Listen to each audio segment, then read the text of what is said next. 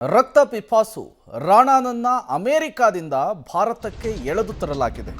ವಿಶೇಷ ವಿಮಾನದ ಮೂಲಕ ಭಾರತಕ್ಕೆ ಬಂದ ನಂತರ ಎನ್ಐಎ ಆತನನ್ನು ಅರೆಸ್ಟ್ ಮಾಡಲಾಗಿದೆ. ಝೀರೋ ಟ್ರಾಫಿಕ್ ಬಿಗಿ ಭದ್ರತೆಯಲ್ಲಿ ಎನ್ಐಎ ಕೋರ್ಟ್ಗೆ ರಾಣಾನನ್ನ ಹಾಜರುಪಡಿಸಲಾಗಿದೆ.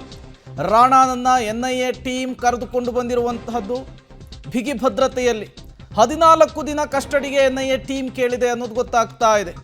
ಈಗಾಗಲೇ ಎನ್ಐಎ ಕೋರ್ಟ್ನಲ್ಲಿ ವಿಚಾರಣೆಯನ್ನು ಕೂಡ ಆರಂಭಿಸಲಾಗಿದೆ. ರಾಣಾ ಪರ ಪಿಯೂಷ್ ಸಚ್ದೇವ್ ವಾದವನ್ನು ಮಂಡಿಸ್ತಾ ಇದ್ದಾರೆ. ಎಸ್ಪಿಪಿ ನರೇಂದನ್ ಮಾನ್ ವಾದವನ್ನು ಮಂಡನೆ ಮಾಡ್ತಾ ಇದ್ದಾರೆ. ರಾಣಾ ವಿಚಾರಣೆಯ ರೆಕಾರ್ಡನ್ನು ಕೋರ್ಟ್ ಮಾಡ್ಕೊಳ್ತಿದೆ ಅನ್ನೋದು ಗೊತ್ತಾಗ್ತಾ ಇದೆ. ಎನ್ಐಎ ವಶದಲ್ಲಿ ಮುಂಬೈ ದಾಳಿಕೋರ ರಾಣಾ ಇರುವಂತಹದ್ದು. ರಾಣಾನನ್ನ ಈಗ ವಿಶೇಷ ವಿಮಾನದ ಮೂಲಕ ವೈದ್ಯಕೀಯ ಪರೀಕ್ಷೆಯನ್ನು ನಡೆಸಿ ನ್ಯಾಯಾಧೀಶರ ಎದುರು ಪ್ರೆಸೆಂಟ್ ಮಾಡುವಂತಹ ಕೆಲಸ ಆಗಿದೆ. ಈಗ ನ್ಯಾಯಾಧೀಶರ ಎದುರು ವಾದ ಪ್ರತಿವಾದ ಆಗುತ್ತೆ. ಯಾಕಾಗಿ ಈತನನ್ನು 14 ದಿನ ಎನ್ಐಎ ಕಸ್ಟಡಿಗೆ ಕೊಡಬೇಕು ಅಂಥೇಳಿ ಎನ್ಐಎ ಪರ ವಕೀಲರು ನ್ಯಾಯಾಧೀಶರ ಗಮನಕ್ಕೆ ತರುವಂತಹ ಕೆಲಸವನ್ನು ಮಾಡ್ತಾರೆ. ಈತನ ಹಿನ್ನೆಲೆಯನ್ನು ವಿವರಿಸುವಂತಹ ಕೆಲಸವನ್ನು ಮಾಡ್ತಾರೆ. ಈತನ ದುಷ್ಕೃತ್ಯವನ್ನು ವಿವರಿಸುವಂತಹ ಕೆಲಸವನ್ನು ಮಾಡ್ತಾರೆ. ಅದಾದ ಮೇಲೆ ಬಹುತೇಕ ನ್ಯಾಯಾಲಯ 14 ದಿನಗಳ ಕಾಲ ಎನ್ಐಎ ಕಸ್ಟಡಿ ಕೊಡುವಂತಹ ಸಾಧ್ಯತೆಯೇ ಹೆಚ್ಚಿದೆ. ಮತ್ತಷ್ಟು ಡೀಟೇಲ್ಸನ್ನು ಕೊಡ್ತಾರೆ ದೆಹಲಿ ಪ್ರತಿನಿಧಿ ಶಬೀರ್ ದೂರವಾಣಿ ಸಂಪರ್ಕದಲ್ಲಿ ಜಾಯ್ನ್ ಆಗಿದ್ದಾರೆ. ಶಬೀರ್, ಏನಾಗ್ತಾ ಇದೆ ಈಗ ಡೆಲ್ಲಿಯಲ್ಲಿ? ರಾಣಾನನ್ನ 14 ದಿನಗಳ ಕಾಲ ಎನ್ಐಎ ಕಸ್ಟಡಿ ಕೇಳ್ತಾ ಇದೆ. ಆ ವಿಚಾರಕ್ಕೆ ಸಂಬಂಧಪಟ್ಟಂತೆ ಕೋರ್ಟ್ನ ಕಲಾಪದಲ್ಲಿ ಏನಾಗ್ತಾ ಇದೆ ಅಂತ? ಪ್ರೇಮ್, ಈಗಷ್ಟೇ ಮೆಡಿಕಲ್ ತಪಾಸಣೆಯನ್ನೆಲ್ಲ ಮುಗಿಸ್ಕೊಂಡು ವೈದ್ಯಕೀಯ ಪರೀಕ್ಷೆಗಳನ್ನ ಮುಗಿಸ್ಕೊಂಡು ಎನ್ಐಎ ವಿಶೇಷ ನ್ಯಾಯಾಲಯದ ಮುಂದೆ ಏನು ರಾಣಾನನ್ನ ಹಾಜರುಪಡಿಸುವಂತ ಕೆಲಸವನ್ನ ಕೂಡ ಮಾಡಲಾಗಿದೆ. ಈಗ ಎನ್ಐಎ ಪರ ವಕೀಲರು ಕೂಡ ವಾದವನ್ನ ಮಂಡಿಸ್ತಾ ಇದ್ದಾರೆ. ಎನ್ಐಎನ ಹಿನ್ನೆಲೆ ಏನು ರಾಣಾನ ಹಿನ್ನೆಲೆ ಏನು ಅನ್ನೋದಕ್ಕೆ ಸಂಬಂಧಪಟ್ಟಂತೆ ಮಾಹಿತಿಯನ್ನು ಕೂಡ ಕೊಡುವಂತ ಕೆಲಸವನ್ನ ಮಾಡ್ತಿದ್ದಾರೆ. ಜೊತೆಗೆ ಮುಂಬೈ ಭಯೋತ್ಪಾದಕ ದಾಳಿಯಲ್ಲಿ ಈತನ ಸಂಬಂಧ ಹೇಗಿದೆ ಅನ್ನುವಂಥದ್ದನ್ನ ಕೂಡ ವಿವರಿಸುವಂತಹ ಕೆಲಸವನ್ನ ಕೂಡ ಈಗ ಸದ್ಯಕ್ಕೆ ವಕೀಲರು ಕೂಡ ಮಾಡ್ತಾ ಇದ್ದಾರೆ.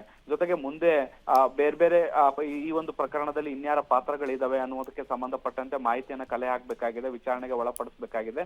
ಹೀಗಾಗಿ ಇನ್ನಷ್ಟು ವಿಚಾರಣೆಗೆ ಸಮಯಾವಕಾಶ ಬೇಕು ಅನ್ನುವಂತ ನಿಟ್ಟಿನಲ್ಲಿ ಈಗ ಎನ್ಐಎ ಮನವಿ ಮಾಡ್ಕೊಳ್ತಾ ಇರುವಂತದ್ದು. ಈ ಹಿನ್ನೆಲೆಯಲ್ಲಿ 14 ದಿನಗಳ ಕಾಲ ಕಸ್ಟಡಿಗೆ ಬೇಕು ಅನ್ನುವಂತ ನಿಟ್ಟಿನಲ್ಲಿ ಈಗ ನ್ಯಾಯಾಲಯಕ್ಕೆ ಮನವಿಯನ್ನ ಮಾಡ್ಕೊಳ್ತಾ ಇರುವಂತದ್ದು. ಇನ್ನು ವಾದ ಮತ್ತೆ ಪ್ರತಿವಾದವು ಕೂಡ ಮುಂದುವರೆದಿರುವಂತದ್ದು. ಇದು ಅಂತ್ಯ ಆದ ಬಳಿಕ ನ್ಯಾಯಾಲಯ ಕಸ್ಟಡಿಗೆ ಕೊಡುವಂತ ಸಾಧ್ಯತೆಗಳಿದಾವೆ. ಸೊ ಒಟ್ಟು ಎಷ್ಟು ದಿನಗಳ ಕಸ್ಟಡಿಗೆ ಕೊಡುತ್ತೆ ಅನ್ನುವಂಥದ್ದನ್ನು ಕೂಡ ಕಾದ್ ನೋಡ್ಬೇಕು. ಯಾಕಂದ್ರೆ ಯಾವಾಗ್ಲೂ ತನಿಖಾ ಏಜೆನ್ಸಿಗಳು ಕೇಳಿದಷ್ಟೇ ದಿನಕ್ಕೆ ಕಸ್ಟಡಿಗೆ ನ್ಯಾಯಾಲಯಗಳು ಕೊಡಲ್ಲ. ಅದರ ಪರಿಸ್ಥಿತಿಯನ್ನ ಕೂಡ ಅವಲೋಕಿಸುವಂತ ಕೆಲಸವನ್ನ ನ್ಯಾಯಾಲಯಗಳು ಮಾಡ್ತವೆ. ಈ ಒಂದು ಪ್ರಕರಣವನ್ನ ಎನ್ಐಎ ವಿಶೇಷ ನ್ಯಾಯಾಲಯ ಹೇಗ್ ನೋಡುತ್ತೆ ಅನ್ನುವಂಥದ್ದನ್ನ ಕೂಡ ನೋಡ್ಬೇಕಾಗತ್ತೆ. ಯಾಕಂದ್ರೆ ವಿಶೇಷ ಪ್ರಕರಣ ಆಗಿರುವಂತ ಹಿನ್ನೆಲೆಯಲ್ಲಿ ಎನ್ಐಎ ತನಿಖಾ ತಂಡ ಕೇಳಿದಷ್ಟು ಸಮಯಾವಕಾಶವನ್ನ ಕೊಡುತ್ತಾ ಅಥವಾ ಕಡಿಮೆ ಸಮಯಾವಕಾಶವನ್ನ ಏನಾದ್ರೂ ಕೊಡುತ್ತಾ ಅನ್ನುವಂಥದ್ದನ್ನ ಇನ್ನಷ್ಟೇ ಕಾದ್ ನೋಡ್ಬೇಕು. ಇನ್ನೇನು ಸ್ವಲ್ಪ ಹೊತ್ತಿನಲ್ಲೇ ಒಟ್ಟು ಎಷ್ಟು ದಿನಗಳ ಕಾಲ ಕಸ್ಟಡಿ ಅನ್ನುವಂಥದ್ದು ಕೂಡ ಗೊತ್ತಾಗ್ಲಿದೆ.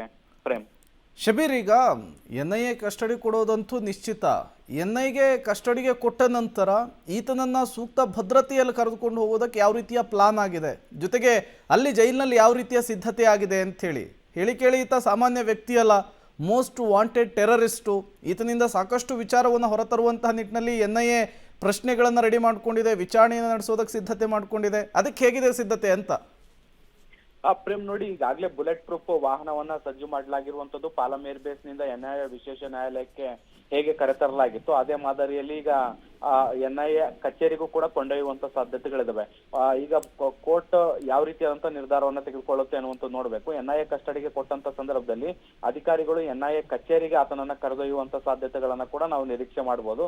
ಸೊ ಹೀಗಾಗಿ ಎನ್ಐಎ ಕಚೇರಿಯ ಬಳಿ ಕೂಡ ಸಾಕಷ್ಟು ಬಿಗಿ ಭದ್ರತೆಯನ್ನ ಒದಗಿಸಲಾಗಿತ್ತು. ಮತ್ತೆ ಅಲ್ಲೂ ಕೂಡ ಹೆಚ್ಚಿನ ತಪಾಸಣೆಗಳನ್ನ ಕೂಡ ಈಗಾಗಲೇ ಮಾಡಿ ಮುಗಿಸಲಾಗಿದೆ. ಸೊ ರಾಣಾ ಏನಾದ್ರೂ ಒಂದ್ ವೇಳೆ ಎನ್ಐಎ ಕಚೇರಿಗೆ ಹೋದ್ರೆ ಅಲ್ಲಿ ಇರ್ಲಿಕ್ಕೆ ತಂಗ್ಲಿಕ್ಕೆ ಬೇಕಾದಂತ ವ್ಯವಸ್ಥೆಗಳನ್ನ ಕೂಡ ಮಾಡ್ಕೊಳ್ಳಲಾಗಿರುವಂತದ್ದು. ಗ್ರೌಂಡ್ ಫ್ಲೋರ್ ನಲ್ಲಿ ಒಂದು ವಿಶೇಷ ಸೆಲ್ ಗಳನ್ನ ಕೂಡ ಅಲ್ಲಿ ಆ ಒಂದು ಭಾಗದಲ್ಲಿ ಮಾಡ್ಕೊಳ್ಳಲಾಗಿದೆ. ಆ ಸೆಲ್ ನಲ್ಲಿ ಆತನ ತಂಗ್ಲಿಕ್ಕೆ ವ್ಯವಸ್ಥೆಯನ್ನ ಮಾಡ್ಕೊಳ್ಳಲಾಗುತ್ತೆ. 3ನೇ ಫ್ಲೋರ್ ನಲ್ಲಿ ಆತನ ವಿಚಾರಣೆಗೂ ಕೂಡ ವ್ಯವಸ್ಥೆಯನ್ನ ಕೂಡ ಈಗಾಗಲೇ ಮಾಡ್ಕೊಂಡಿರುವಂತದ್ದು. ಸೊ ಹೀಗಾಗಿ ಒಂದ್ ವೇಳೆ ಎನ್ಐಎ ವಿಚಾರಣೆಗೆ ಅವಕಾಶ ಮಾಡಿಕೊಟ್ಟಂತ ಸಂದರ್ಭದಲ್ಲಿ ಎನ್ಐಎ ಕಚೇರಿಗೆ ಕರೆದೊಯ್ಯುವಂತ ಸಾಧ್ಯತೆಗಳಿದಾವೆ. ಒಂದ್ ವೇಳೆ ನ್ಯಾಯಾಂಗ ಬಂಧನಕ್ಕೆ ಕೊಟ್ರೆ ಆತನನ್ನ ತಿಹಾರ್ ಜೈಲ್ ನಲ್ಲಿ ಇಡ್ಲಿಕ್ಕೂ ಕೂಡ ಈಗ ಸಕಲ ರೀತಿಯಾದಂತಹ ಸಿದ್ಧತೆಗಳನ್ನ ಮಾಡ್ಕೊಳ್ಳಲಾಗಿರುವಂತದ್ದು.